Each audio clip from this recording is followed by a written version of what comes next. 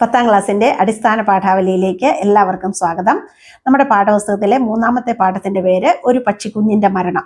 ഈ പാഠഭാഗത്തിന്റെ ആദ്യത്തെ ഭാഗത്തിന്റെ ക്ലാസ് നിങ്ങൾ കണ്ടു കാണുമെന്ന് വിചാരിക്കുന്നു. നമ്മൾ അടുത്ത ഭാഗത്തേക്ക് കടക്കുകയാണ്. അല്പനേരം കഴിഞ്ഞ് പാടത്തിനുടമ ഭീകരതാളത്തിൽ പാഞ്ഞെത്തുന്നു. അമ്പും വില്ലുമുണ്ട് കയ്യിൽ. ഉടമ: കതിരെരിയുന്ന കിളികളെ പറത്തിവിട്ടവനെവിടെ? ഉയർന്ന തലത്തിൽ കയറി പാടത്തേക്ക് നോക്കി. ഒരു നിമിഷം എൻ്റെ കണ്ണു തെറ്റിയപ്പോൾ എല്ലാം തീർന്നു. ഹേയ് പക്ഷിശാസ്ത്രക്കാരാ, ഓഹോ, അവിടെ ധ്യാനത്തിലാണോ?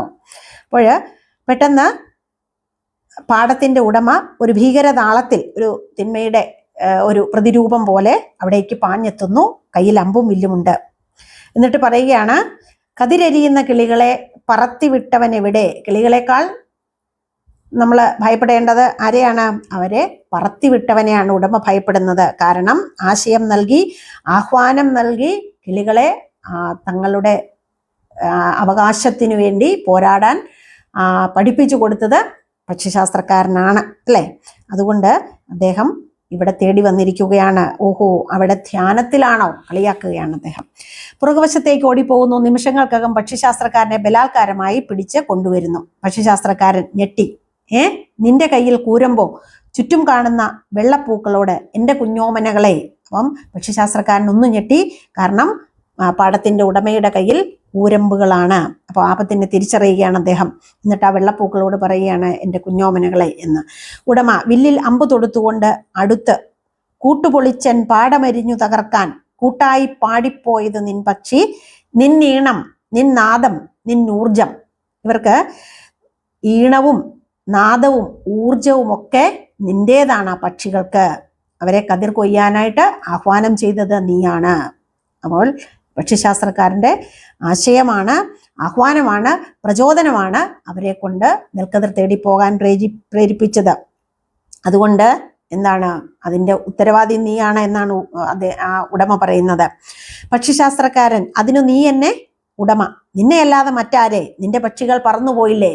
അപ്പോൾ അവർക്ക് വേണ്ടി ശിക്ഷ അനുഭവിക്കേണ്ടത് ആരാണ്? പക്ഷിശാസ്ത്രക്കാരനാണ്. കാരണം പക്ഷികൾ പറന്നുപോയല്ലോ. പക്ഷിശാസ്ത്രക്കാരൻ സന്തോഷപൂർവ്വം: അതെ, അവ 1000 ചിറകുകളോടെ പാടിപ്പറന്നുയർന്നു. മലകൾക്കപ്പുറം വിളഞ്ഞു കിടക്കുന്ന പാടം തേടിപ്പോയി. താൻ അതിൽ സന്തോഷിക്കുന്നു എന്നാണ് പക്ഷിശാസ്ത്രക്കാരൻ സൂചിപ്പിക്കുന്നത്, അല്ലേ? കാരണം എന്താണ്? ഒരു ഐക്യത്തോടുകൂടിയും ഒരു പുതിയ ലോകത്തെക്കുറിച്ചുള്ള ഒരു പ്രതീക്ഷയും ഒക്കെ പക്ഷിശാസ്ത്രക്കാരൻ ഈ വാക്കുകളിൽ പങ്കുവയ്ക്കുന്നുണ്ടല്ലേ. 1000 ചിറകുകളോടെ പാടി പറന്നുയർന്നു. ആ സന്തോഷമൊക്കെ അതിൽ പ്രതിഫലിക്കുന്നുണ്ട്. എവിടേക്കാണ്? മലകൾക്കും അപ്പുറം വിളഞ്ഞു കിടക്കുന്ന പാടം തേടി അവർ പോയി. അവർക്ക് വേണ്ടത് തേടിപ്പോയി. അവരുടെ അവകാശം അവർ തിരിച്ചറിഞ്ഞു എന്നൊരു സൂചനയുണ്ട്. ഉടമ: അവയും എൻ്റെ പാടങ്ങൾ. അവരെവിടേക്കൊക്കെ പോയാലും അതെല്ലാം എൻ്റെ പാടങ്ങളാണ്. പക്ഷിശാസ്ത്രക്കാരൻ: അതെ, എല്ലാം കൊത്തിനുണച്ച് കൊക്കുരുമ്മി കൂത്താടി പറന്ന ഓരോരുത്തരും എനിക്കൊരു കതിരുമായിട്ട് വരും. അപ്പൊ അവര് പോയിട്ട് അവര് കതിരുമായിട്ട്, തനിക്കൊരു കതിരുമായിട്ട് വരും. അപ്പൊ അവിടേക്ക് പറന്നു പോയത് അവര് ആവോളം ഭക്ഷിക്കാൻ വേണ്ടിയിട്ടാണ്. അതിന് ശേഷം അവര് തനിക്കും ഒരു കതിരുമായി വരും എന്നാണ് പറയുന്നത്. അപ്പോൾ ഒരു ഭാവിയെക്കുറിച്ചുള്ള ഒരു ശുഭ പ്രതീക്ഷ അവിടെ പങ്കുവയ്ക്കുകയാണ് ഉടമ. അമ്പു തൊടുത്ത് പിന്തുടർന്നുകൊണ്ട്: അന്നു നീ അവരുടെ ഫലം പറയാനില്ലെങ്കിലോ? ഭീഷണിയാണ്, അല്ലെ? നീ അന്ന് അവരുടെ ഭാവി പ്രവചിക്കാനില്ലെങ്കിലോ എന്നാണ് പറയുന്നത്. പക്ഷിശാസ്ത്രക്കാരൻ: ഈ തൂണിലും തുരുമ്പിലും വെളുത്ത പുഷ്പങ്ങളിലും കിഴക്കുതിച്ച ധ്രുവ നക്ഷത്രത്തിലും ഞാൻ അവരുടെ ഫലം കൊത്തിവെച്ചിട്ടുണ്ടല്ലോ. അപ്പോൾ അവരുടെ അധ്വാനിക്കുന്ന മനുഷ്യന്റെ സ്വപ്നവും പ്രതീക്ഷയും ഒക്കെ തൂണിലും തുരുമ്പിലും ഒക്കെ എഴുതപ്പെട്ടിരിക്കുകയാണ്. അത് പ്രത്യേകിച്ച് ഇനി ആരും വിളിച്ചു പറയേണ്ടതില്ല എന്നാണ് പക്ഷിശാസ്ത്രക്കാരൻ ഇവിടെ സൂചിപ്പിക്കുന്നത്. ഞാൻ എന്നേ അത് കുറിച്ചു വെച്ചിരിക്കുകയാണ്. ഇവിടെയെല്ലാം അത് കുറിച്ചു വെച്ച് കഴിഞ്ഞു.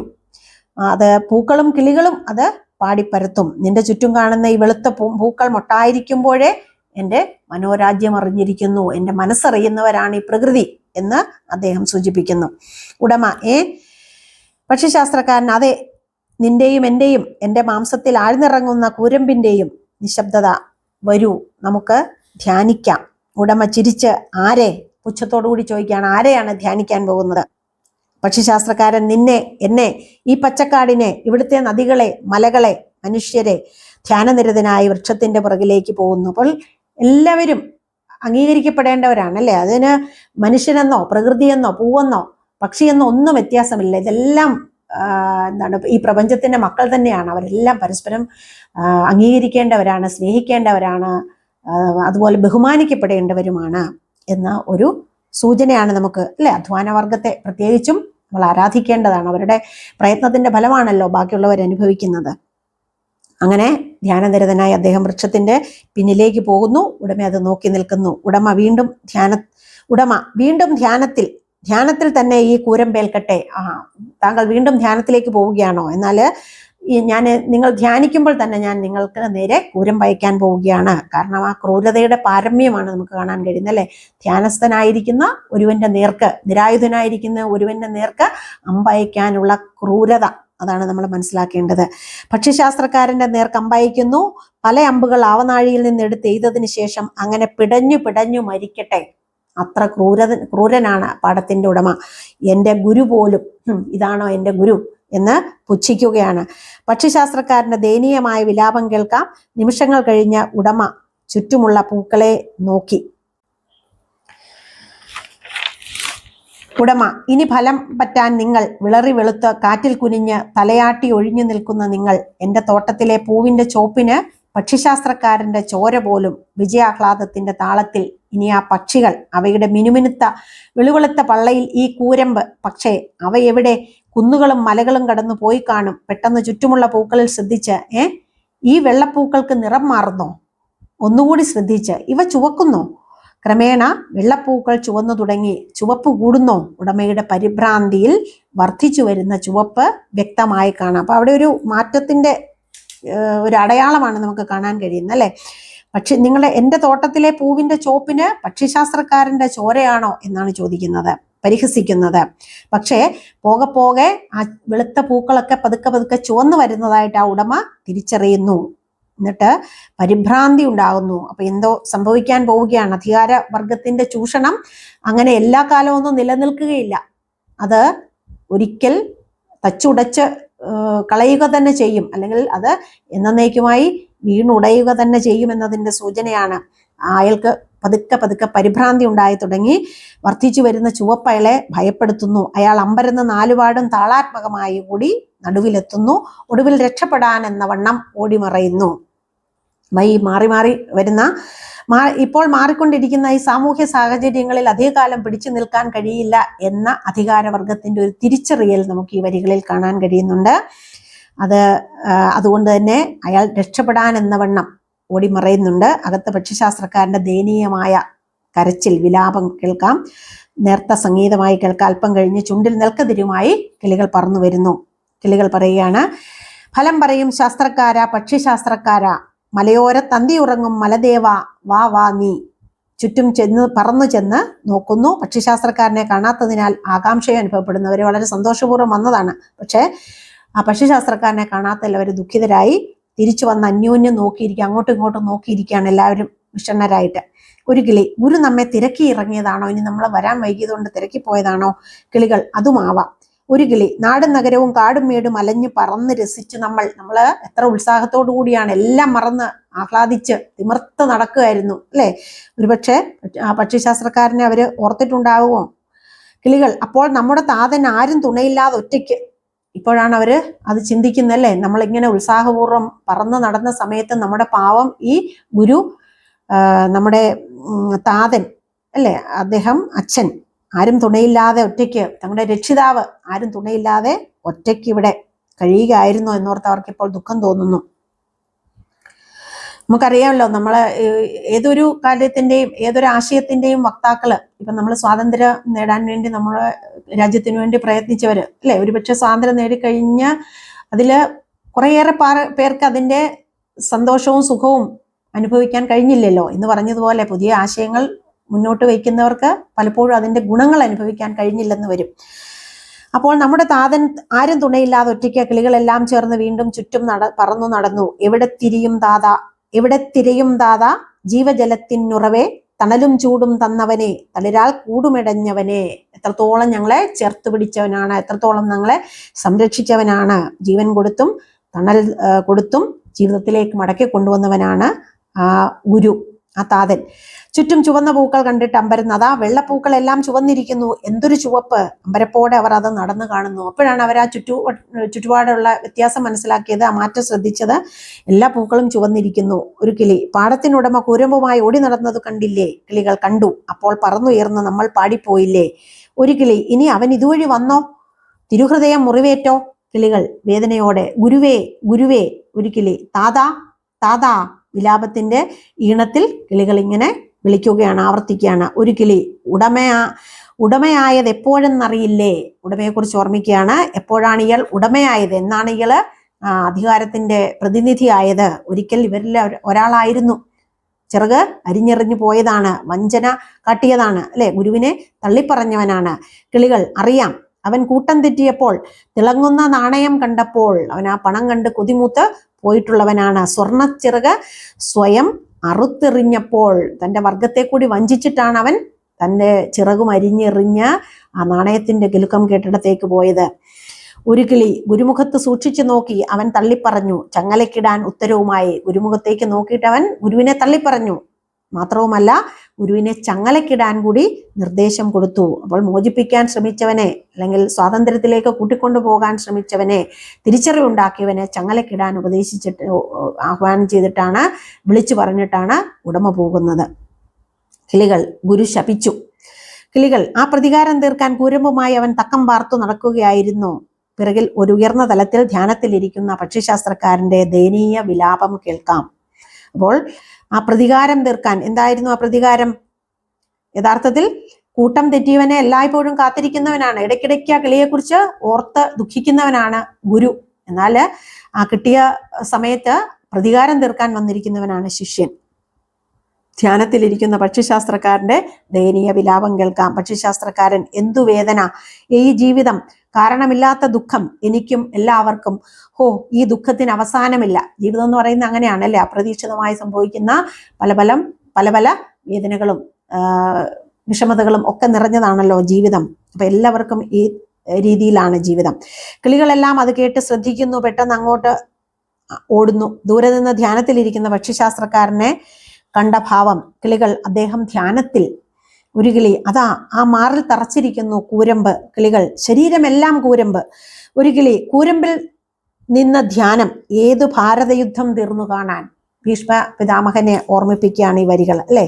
സ്വാർത്ഥമോഹികളായിട്ടുള്ള മനുഷ്യർ ഒരു ഭാഗത്തും, അധ്വാനവർഗം മറ്റൊരു ഭാഗത്തു നിന്നൊരു കുരുക്ഷേത്ര യുദ്ധം തന്നെയാണ് ഇവിടെ നടക്കുന്നത്. അവിടെ വീണു കിടക്കുന്നത് ആരാണ്? ശരശയ്യയിൽ വീണു കിടക്കുകയാണ് ഭീഷ്മ പിതാമഹൻ.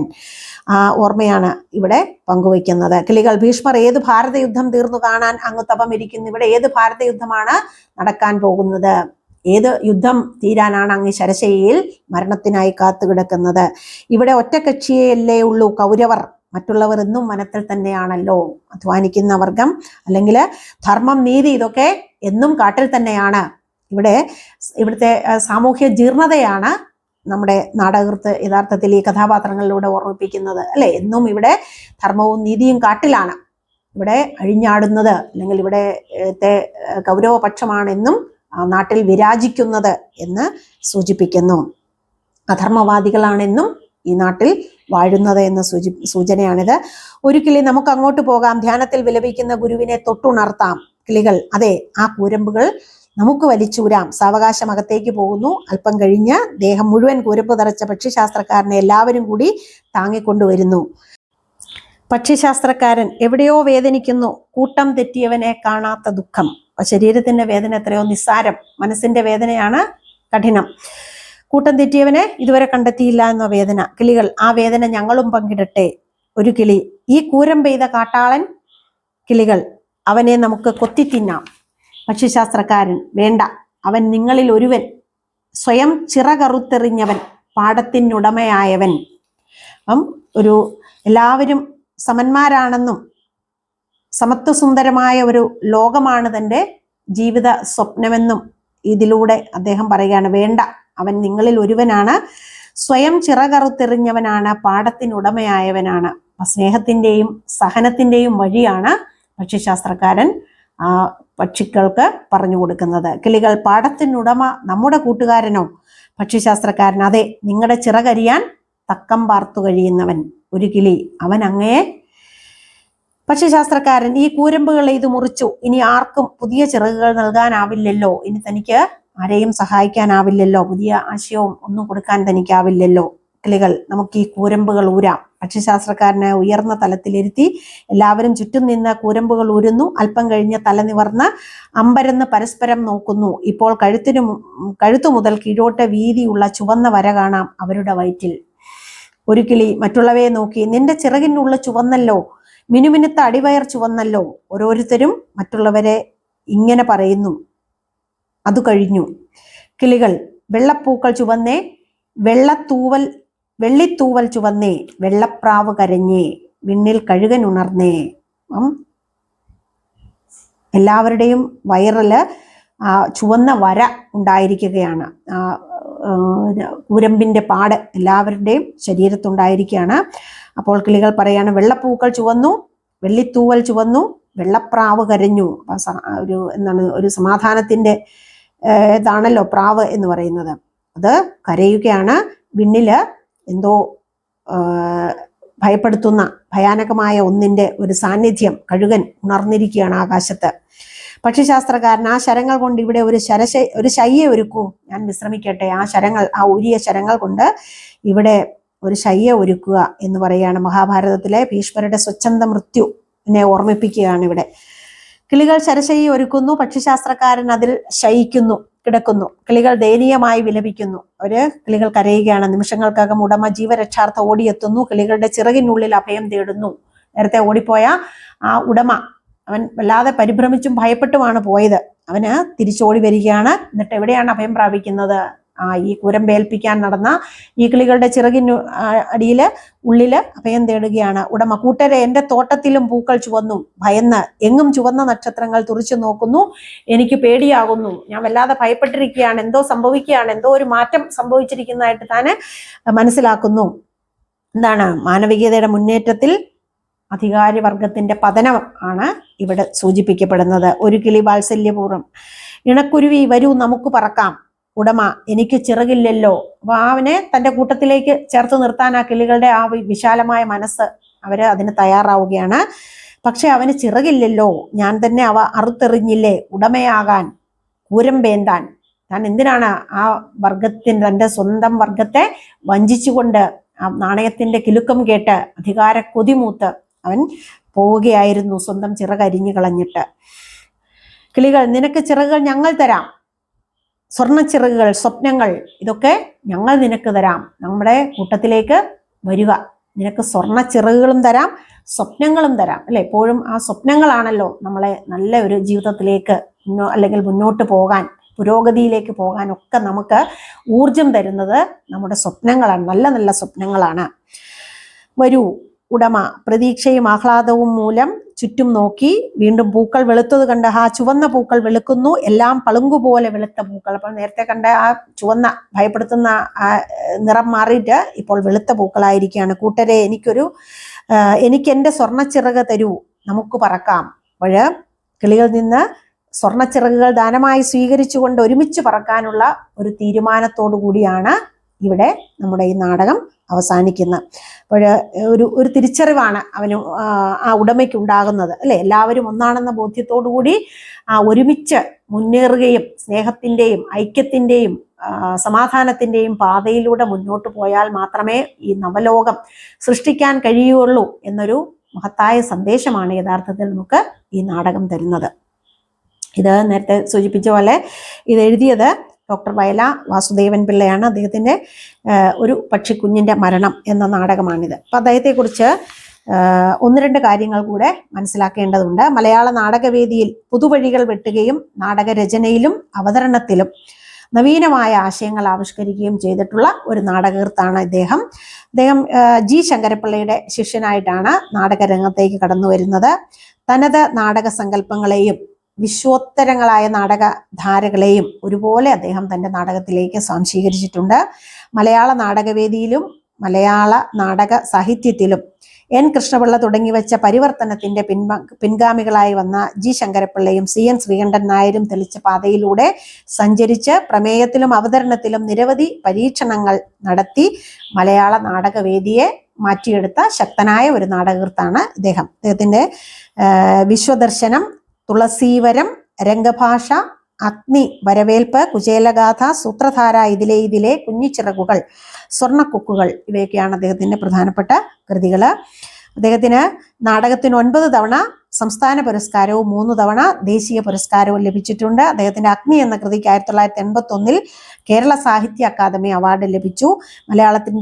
മലയാളത്തിലെ നാടകരചനയ്ക്ക് നൽകിയ സംഭാവനകൾക്ക് 2002 കേരള സംഗീത നാടക അക്കാദമി അവാർഡും 2009 കേന്ദ്ര സംഗീത നാടക അക്കാദമി അവാർഡും ലഭിച്ചിട്ടുണ്ട്.